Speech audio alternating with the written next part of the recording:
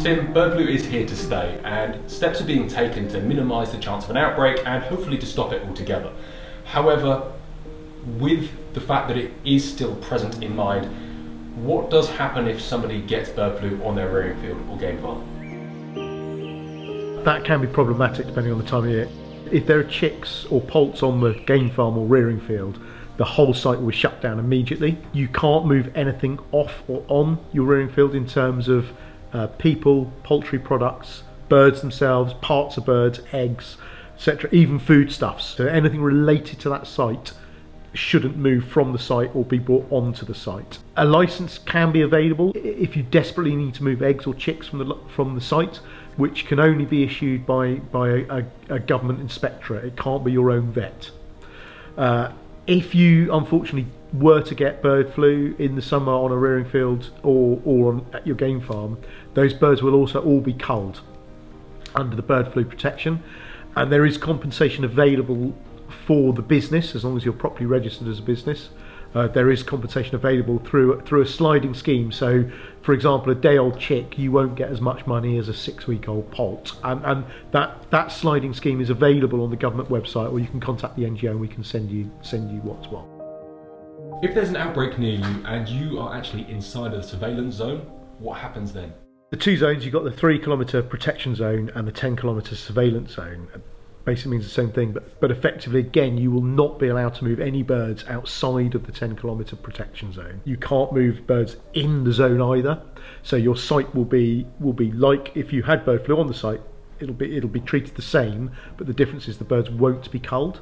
You will also be able to get a licence potentially to move chicks or eggs off site, and again that is issued through a government inspectorate, and you need to liaise with your vet about that. After the rearing field, what happens in a release pen environment?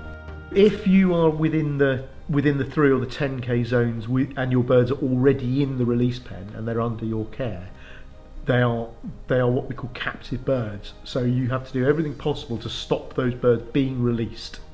So within the zone, you cannot release game birds into the wild if they're captive. Now, if the birds are already out of the pen and they're no longer under our control, so they're wild birds, that's different. You can carry on with feeding and things, but there are considerations you need to make. You need to ask yourself if should you be encouraging birds to congregate in areas and things like that. But again, that's a conversation to have with your vet or with the NGO. But the rule of thumb is if they're in the pen, they're captive birds. They can't be let out of the pen. If they're already out of the pen, they're wild birds. What happens if you have an outbreak just before a shoot day? This is really complex. General rule of thumb is within the 10k zone, I've said you can't release game birds, but wild birds can carry on, so you can shoot. Now, if the outbreak is a highly pathogenic bird flu, so the one we know as H5N1, shooting may be stopped by DEFRA.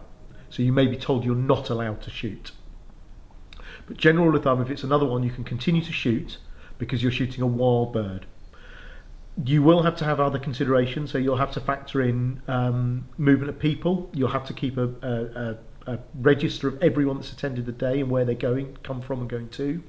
You'll have to disinfect vehicles, and you'll also have to consider the fact that even if a very small area of your estate falls into the 10k zone or the 3k zone, that counts the whole holding. So if you've got a 10,000 acre estate and 4 metres is within the zone, all 10,000 acres are counted as a bird flu zone as well. So that's something you need to really pay attention to. So if you can shoot, what do you then do with the shot game?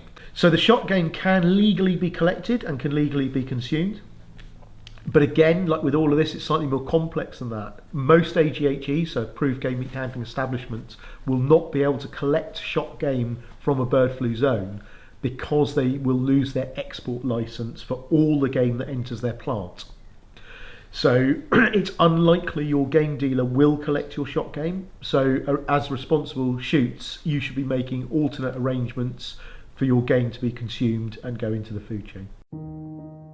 Thank you very much, Tim. Is there a place people can find further information on this? Yeah, absolutely. So the NGO website on the news section will have stories on this and the information. Our Facebook page is always current and up to date. That's a good place to look.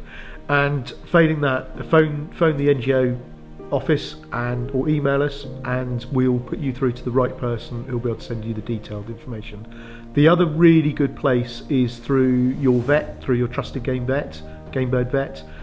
They will have the up-to-date information, and things move quickly in a bird flu situation, so NGO or your vet are your two first ports of call.